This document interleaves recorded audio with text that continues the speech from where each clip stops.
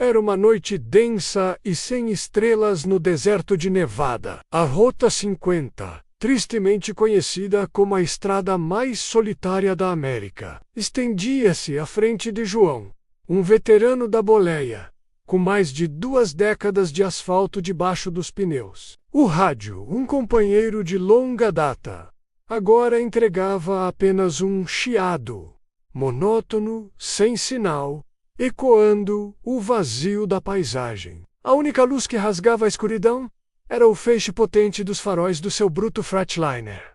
João, um homem de 40 e poucos anos, com o rosto marcado pelo sol e a vida na estrada, já tinha visto de tudo, mas o que apareceu à beira da rodovia, do nada, o fez pisar levemente no freio. Uma mulher, vestida de um branco quase fosforescente sob a luz dos faróis, estava ali, parada, o polegar estendido em um gesto quase etéreo. Era uma visão perturbadora naquele isolamento. Ele ponderou. A mente lhe dizia para seguir em frente. Afinal, o deserto guardava seus próprios mistérios e perigos. Mas o velho código da estrada, aquele que dizia que um caminhoneiro não deixava ninguém na mão, falou mais alto. Ele parou o caminhão, o ar dos freios sibilando na noite. A mulher caminhou até a porta do passageiro com uma graça estranha, quase como se deslizasse. Ela não fez contato visual enquanto subia, sentando-se no banco com uma delicadeza que contrastava com o interior robusto da cabine. Obrigado, sussurrou. Ela, a voz tão baixa que mal pôde ser ouvida acima do motor do caminhão. Eu só preciso ir até a próxima cidade. Joe assentiu, engatou uma marcha e retomou a jornada. Nome é João, disse ele, tentando quebrar o gelo. Prazer em conhecer. E o seu? Ela demorou a responder, os olhos fixos na estrada escura à frente. Eliza, disse ela, a voz ainda um sussurro. Ele tentou puxar assunto, comentando sobre o clima, a paisagem desolada, as longas horas na estrada. Eliza respondia com monossílabos ou ficava em silêncio, uma quietude que se tornava cada vez mais pesada. O ar dentro da cabine começou a ficar estranhamente frio, mesmo com o aquecedor ligado no máximo, e João sentiu um arrepio incômodo. Ele tentou se convencer de que era apenas o cansaço da longa viagem. Os quilômetros se estendiam, e a escuridão do deserto parecia se adensar. João lançava olhares furtivos para a mulher ao seu lado. Ele começou a notar coisas. Ela não piscava. Seus olhos, de um tom claro e indefinido, permaneciam abertos, refletindo a luz do painel de controle de uma forma perturbadora, e seu rosto era pálido demais, quase translúcido. Os lábios finos, sem cor, pareciam não ter vida. Ela ignorar, atribuindo tudo ao cansaço extremo e à iluminação precária. Imaginação minha, pensou. Mas a sensação de que algo estava terrivelmente errado só aumentava. Ele sentiu um cheiro sutil, quase imperceptível, como o de terra molhada ou de algo que havia sido enterrado. Seus pelos do braço se arrepiaram. Ele apertou o volante com mais força. Finalmente, a placa da próxima cidade, Silver Peak, -Pop, 105, apareceu sob a luz dos faróis. João sentiu um alívio imenso. Ele olhou para o lado para avisar Eliza que estavam chegando. O banco do passageiro estava vazio. O coração de João disparou. Ele pisou no freio com toda a força, o caminhão guinchando e balançando violentamente. Antes de parar no meio da estrada, ele olhou para trás, para os lados, para o espelho retrovisor. Nada.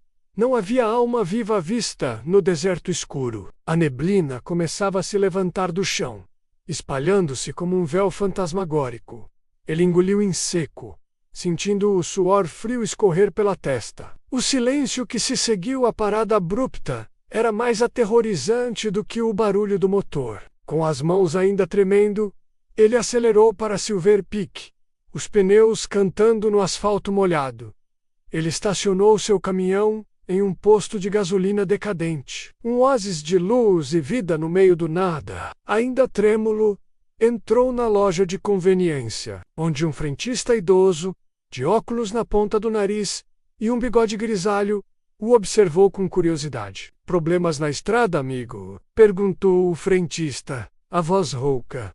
João, pálido, mal conseguia falar. "Eu peguei uma carona, uma mulher, e ela desapareceu." O frentista o olhou com um ar de familiaridade e uma tristeza nos olhos. Ele tirou os óculos e os limpou com um pano. "Você deve ter encontrado a noiva fantasma", disse ele, a voz calma. "Acontece de vez em quando por aqui. Faz anos. Um acidente terrível. Uma jovem morreu bem naquele trecho da estrada, no dia do casamento dela. Ela estava indo para a igreja, de vestido branco. Dizem que o espírito dela ainda tenta pegar carona para encontrar o noivo em Silver Peak." Ele fez uma pausa, fixando os olhos em João. "Alguns dizem que ela não percebe que já pode." João sentiu um arrepio que percorreu cada centímetro do seu corpo.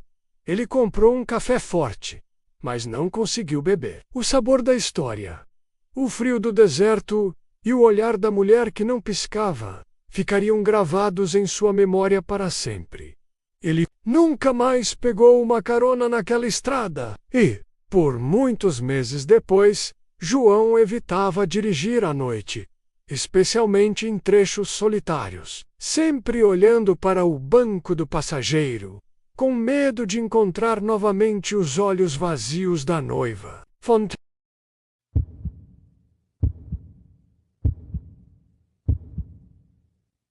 Marcelo era um caminhoneiro raiz, tinha a alma da estrada no sangue, uma coragem que beirava a imprudência e a convicção de que não havia lenda urbana que pudesse assustá-lo de verdade. Há anos, ele cruzava o Brasil de ponta a ponta. Seu Volvo FH, de 540 cavalos, sendo sua segunda casa. Conhecia cada curva traiçoeira, cada atalho empoeirado e cada história macabra que se espalhava pelos postos de beira de estrada. Uma dessas lendas era a do caminhão sombrio, um veículo fantasma que, diziam, aparecia apenas em noites de neblina intensa, sem emitir uma única luz, e perseguia os caminhoneiros até que perdessem o controle e, geralmente, a vida. Marcelo sempre riu dessas histórias. Para ele, eram contos de fadas para assustar os novatos. Até uma noite de inverno, particularmente úmida, na Serra Gaúcha. A chuva batia implacável no para-brisa e a neblina era tão densa que ele mal conseguia distinguir a ponta do seu próprio capô. As luzes da cabine, geralmente tão acolhedoras, pareciam ser engolidas pela escuridão impenetrável lá fora. A estrada, normalmente um labirinto familiar, transformou-se em um túnel sem fim e sem referências. Foi então que ele viu, no retrovisor central, um vulto ainda mais escuro que a noite. Uma silhueta maciça, sem luzes traseiras, sem sinalização.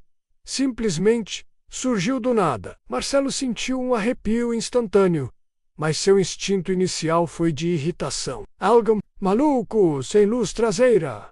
resmungou para si mesmo. Ele pisou um pouco mais fundo no acelerador, seu coração começando a bater com um ritmo diferente. O caminhão sombrio, porém, parecia mover-se sem esforço. Ele não diminuía nem aumentava a distância, mantendo-se sempre a poucos metros da traseira de Marcelo. Uma presença fantasmagórica que desafiava a lógica. Marcelo tentou despistar. Aumentou a velocidade até o limite seguro daquele trecho. Sinuoso, diminuiu bruscamente. Fez curvas mais fechadas do que o necessário. Mas a sombra o seguia implacavelmente como um predador faminto. O silêncio dentro da cabine tornou-se sufocante, quebrado apenas pelo ronco abafado do motor do Volvo e pela respiração ofegante de Marcelo. Ele estava suando frio, mesmo com o ar gelado da serra invadindo a cabine. Um calafrio gelado percorreu sua espinha quando ele percebeu algo ainda mais perturbador. O caminhão sombrio não tinha pneus. Ou, se tinha, eles não tocavam o chão. A massa escura parecia deslizar, flutuar sobre o asfalto molhado, sem ruído, sem atrito. E o mais aterrorizante: a cada vez que ele olhava pelo retrovisor, a figura parecia se aproximar um pouco mais, como se estivesse engolindo a distância entre eles, suas formas ficando mais definidas, mais ameaçadoras. O painel de Marcelo começou. Ei! As luzes de advertência acenderam sem motivo aparente. Pressão do óleo, temperatura do motor, falha nos freios. O rádio, que estava desligado, ligou sozinho. Emitia apenas chiados estridentes. E em meio ao ruído branco, uma voz distorcida, gutural, que parecia sussurrar seu nome. Marcelo, o pânico se instalou. Marcelo sentiu o desespero o engolir. Ele não estava lutando contra outro caminhão, nem mesmo contra um motorista irresponsável. Ele estava sendo caçado por algo que não deveria existir. Com um último esforço, ele pisou no acelerador com toda a força, os olhos fixos na neblina, rezando para que o dia clareasse, para que aquela aparição sumisse tão rápido quanto apareceu, quando a primeira, tênue luz do sol começou a romper a neblina, pintando o horizonte com tons pálidos de cinza e rosa. O caminhão sombrio simplesmente desapareceu, como se nunca tivesse estado ali. Não houve som, nem rastro, apenas o vazio, onde momentos antes uma presença aterradora pairava. Marcelo chegou ao seu destino final em Porto Alegre pálido, exausto e mal conseguiu descarregar a mercadoria. Naquele dia, ele vendeu seu amado Volvo. As lendas da estrada, antes motivo de riso, agora eram uma verdade aterrorizante em sua mente. Desde então, Marcelo não dirige mais à noite e o medo do caminhão sombrio se tornou uma sombra permanente em sua vida. Um lembrete gelado de que a estrada, por vezes, guarda segredos que é melhor não desvendar.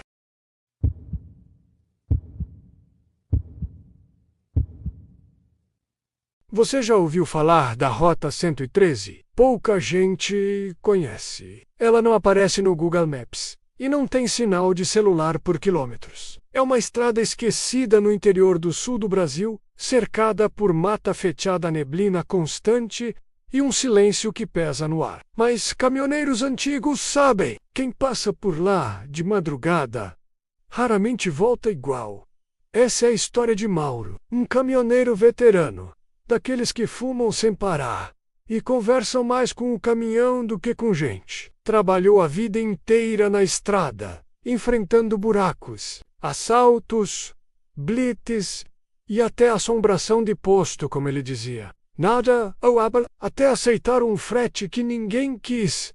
Naquela noite, Mauro estava no pátio de um posto, tomando café amargo e vendo a chuva cair fina. Um sujeito estranho apareceu, alto, magro demais, de terno preto empoeirado. A voz dele parecia engasgada, como se falasse com pedras na garganta. Tem uma carga para levar, pagamento adiantado, mas tem condições. Mauro riu. Condições? Tá achando que eu sou motorista de Uber? Fala logo. O homem estendeu um envelope grosso de dinheiro e 3 instruções escritas num papel amarelo. Não abra o baú. Não pare o caminhão por nada. Após as 2 horas da manhã, não olhe para os espelhos retrovisores. Mauro ficou sério. Achou que era algum tipo de brincadeira ou pegadinha, mas o dinheiro era real, muito real. Aceitou. Às 11h45, ele saiu do posto com o caminhão carregado. O baú estava lacrado com correntes grossas e trancas enferrujadas. Não tinha nota fiscal, nem identificação da carga. Apenas um cheiro, um odor estranho, doce e podre ao mesmo tempo, que vazava pelas frestas. A Rota 113 era mesmo, como diziam, deserta, sem placas, com asfalto irregular. A neblina parecia engolir tudo à frente dos faróis. E o rádio, que ele costumava deixar ligado, só chiava. Mauro estranhou, mas seguiu em frente. O dinheiro era bom demais para se preocupar com superstição. À 1h47, ele ouviu a primeira batida. Tum! Uma pancada seca, vinda de dentro do baú. Depois outra e outra. Como se algo estivesse se mexendo lá dentro. Ele ignorou. Mais 20 minutos e o barulho aumentou. Agora eram arranhões longos, persistentes, como garras tentando sair. Mauro ligou o som no volume máximo. Tentou cantar, pensar em outra coisa, mas não adiantava.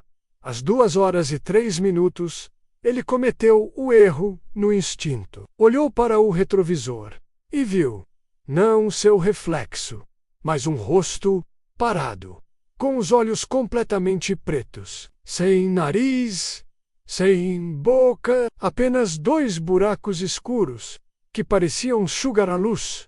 O ser estava dentro da cabine. Atrás dele, ele virou-se num reflexo, com o coração disparando, mas não havia ninguém. Olhou novamente para o espelho. O rosto agora sorria, um sorriso enorme, rasgado até a lateral da cabeça, como se tivesse sido esculpido à força com uma faca. Mauro gritou, virou o volante, quase saiu da estrada. O caminhão balançou, mas se manteve. Ele tentou quebrar os espelhos, jogou a jaqueta em cima, mas não adiantava. Sempre que olhava para frente, via os olhos pelo canto do para-brisa. Sempre ali. Sorrindo, às 3h19, o GPS desligou sozinho. O painel ficou piscando. O motor engasgava. E o baú estava agora estufando, como se algo muito maior do que o caminhão estivesse tentando sair. Mauro pisou fundo. Chorava. Gritava com Deus. Implorava por ajuda. A última transmissão que o rádio da central captou foi dele dizendo: não devia ter olhado. Ele está aqui. Ele está dirigindo agora. Depois, silêncio. Dias depois, encontraram o caminhão abandonado no meio do nada.